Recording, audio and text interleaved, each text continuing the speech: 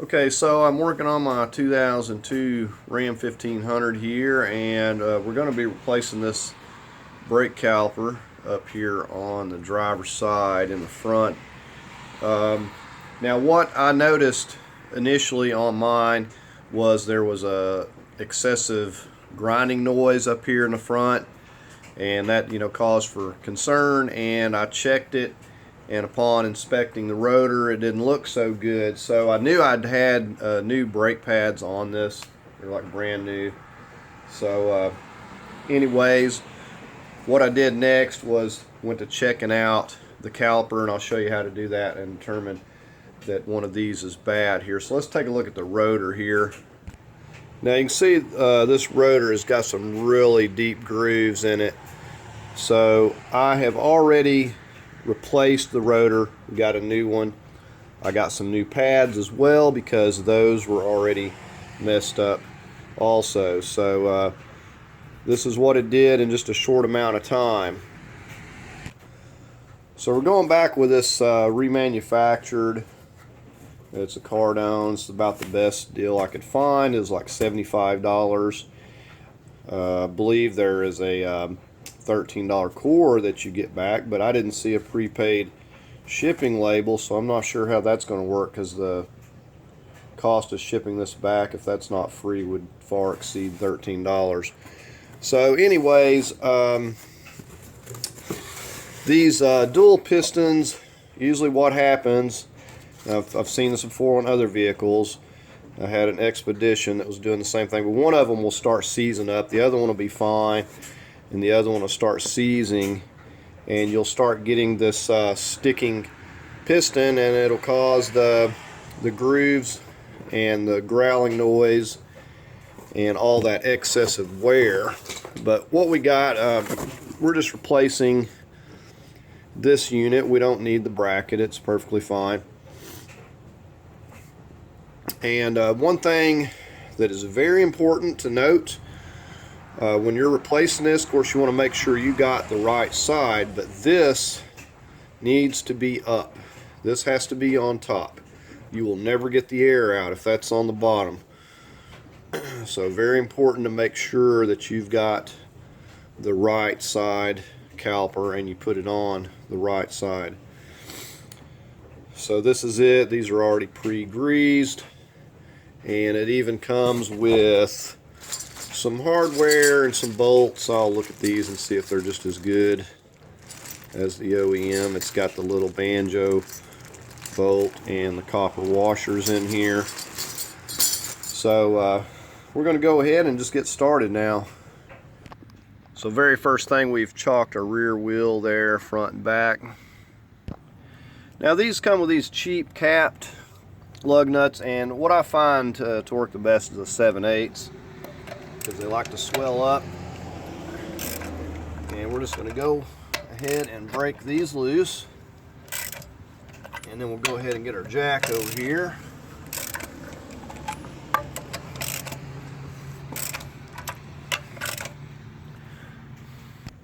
Okay, so I've just got a hold of this beam here and just kind of centered my jack there, and I've got a block, and we just stuck a 6-ton jack stand right there where it's going to be out of my way, and we'll just leave the jack in place also. Okay, so we'll just go ahead and finish removing our wheel here.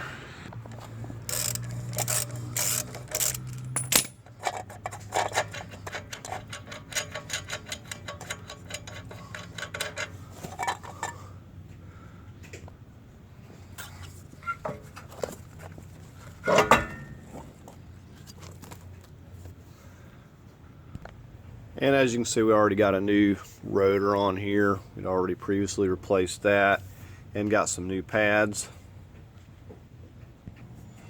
Okay, the very first thing we're going to focus on, we're not going to take this loose, but we're going to break it loose while the caliper is still attached here. So that right there is good. We're just going to crack it loose, so once we get everything else loose here, it won't be any trouble. Okay, so we're going to get started on our 13 millimeters. our caliper slide bolts here. Let's go ahead and get that one loose. We'll go ahead and switch over to the top here. Right, so we'll get on this upper one.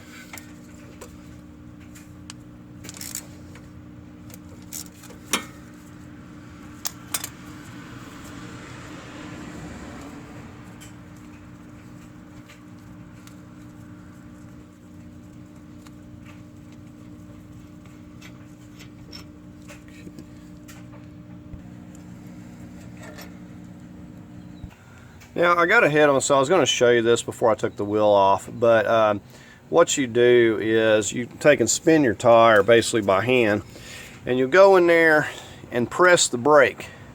Now if you come out here and this thing doesn't release and spin just like this, then you know you got an issue with that caliper, and that's how I figured out that that was sticking there. Okay, so we just got a catch pan down here. And we're going to take a screwdriver in here and just push a little bit on that rotor, and that'll just loosen that up. I got a little bit of drippage just from loosening that up there. We're going to just start, we're going to push this out at the top, and then we're going to lift up on it.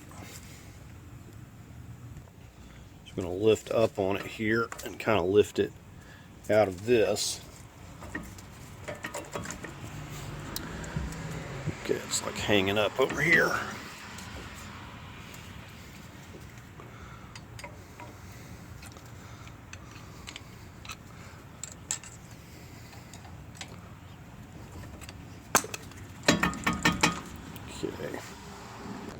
Okay, I didn't have that piston pushed in. It was still grabbing there. So we're gonna go ahead and pick that up and off there.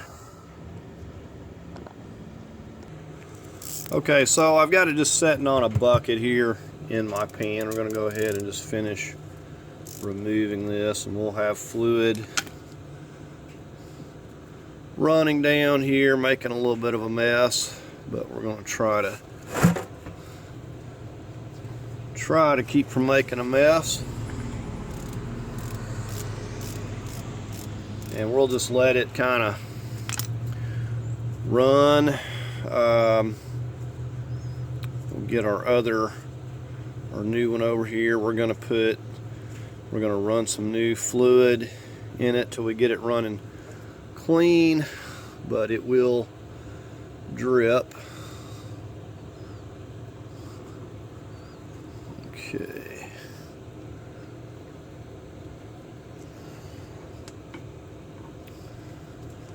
Just kind of set that there a minute. All right, so we'll go ahead and get our other one over here. Okay, so I'm just going to set this here. So we want to make sure that our bleeder is up at the top there. And then we're going to take our new bolt. We're going to need the washer here, and we're going to need the washer there. So we're going to have to hold this and make sure that one is going to go through the bottom there. Go ahead and get this started. Maybe. I'm not getting it straight here for some reason.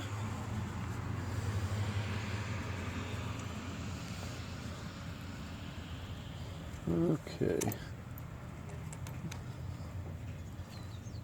Not quite sure what's going on here. It may take me just a moment. I've got it, I don't have it exactly straight or something here.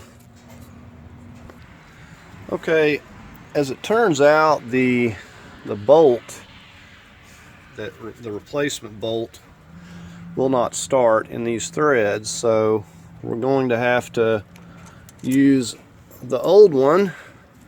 Now I'm wondering about the the washers themselves, if they're going to work, but it's for some reason they didn't want to start. Okay, so I'm just going to snug this up. Doesn't have to be just terribly tight, just, you know, we're going to check on it and make sure. I guess if I was going to torque it, I probably wouldn't go more than about 15 maybe. We're gonna dry it up here around it, and we're gonna make sure that we check for leaks.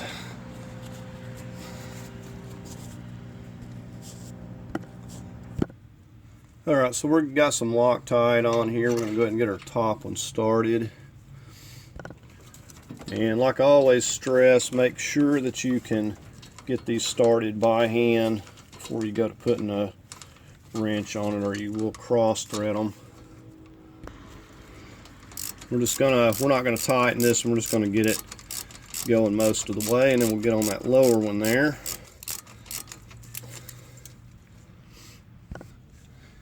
Now for these, I'm actually able to use the new bolts. They're starting just fine, but the little banjo bolt was not working, so I had to use the original. So you just wiggle these calipers around till you can get this started by hand. You should be able to thread it almost all the way down, no problem.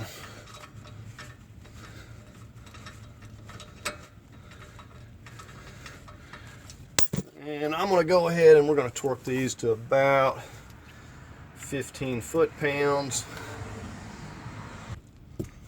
I'm going to torque this bottom one.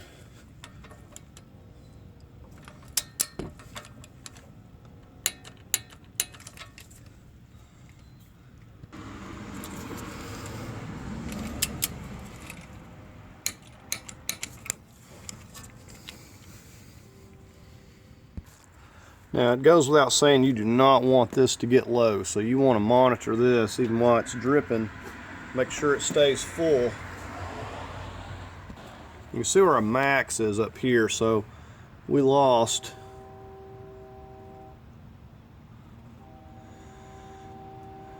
we're just going to fill this up.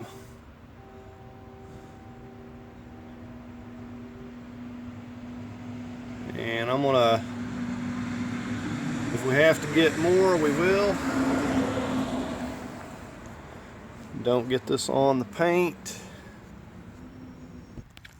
Okay, so I've just got a container. We got some of this small, I can't remember the size of the hose here. It's like a 3/16 or something, and I'm gonna break this loose. And I'm just going to have somebody pump and hold the brakes, and we're going to get the air out of it until I don't see any bubbles here. Okay, so this is what I've got out of here, and I've got a strong hard pedal here. I don't have enough fluid. I'm going to get some more fluid. I'm actually going to drain this a lot more till I get this coming out clear. I should have gotten a large bottle, and I did not, but it is working here. As you can see, let me have someone mash on the brake here and I'll show you. Okay, so we got the brake on. Go ahead and let off the brake. You can see now, if I would have done this before, this would have been hanging up, and it would have took me a bit to struggle and break it loose before it even started spinning. You can see how it's immediately releasing like it's supposed to be. Alright, so we're just going to transfer a little cap over. Alright, now we're just going to go ahead and get the wheel back on, and then we'll crank the truck up and check it and make sure it's still nice and solid on the pedal.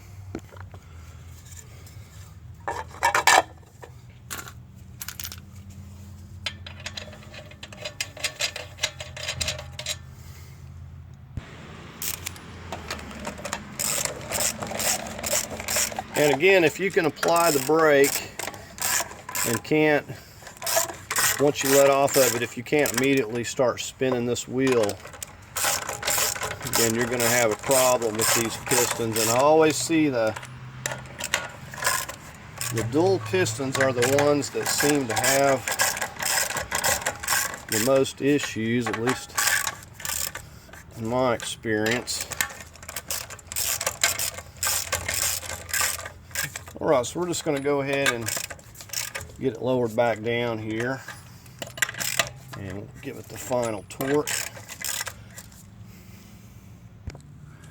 Okay, we're going to go through and torque these to about 110 foot-pounds.